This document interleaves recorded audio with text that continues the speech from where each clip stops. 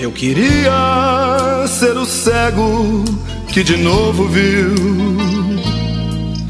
Eu queria ser o morto que ressuscitou. Como eu queria andar com ele em Cafarnaum. Ah, se eu pudesse estar no barco de onde ele falou. Eu queria ver os magos e a estrela em Belém. Ser a mulher com esperança que nele tocou. Comer do pão que sobejou na multiplicação. Me reclinar junto ao seu ombro, como fez João. Eu queria ser aquele de Emaús,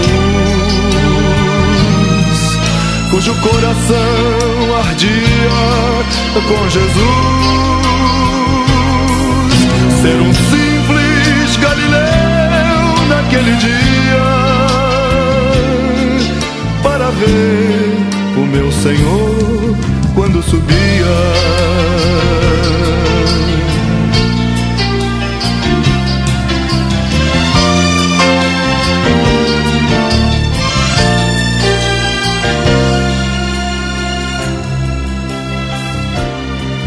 Eu queria sobre as águas também caminhar, estar naquele casamento da transformação, poder beber do vinho novo que Jesus formou, participar da pescaria que ele orientou. Eu queria dos leprosos ser o que voltou, e ver a luz e ouvir a voz que a Paulo transformou. Como eu queria ser capaz de aliviar a dor daquele cravo transpassando a mão do Salvador. Eu queria em Jerusalém estar,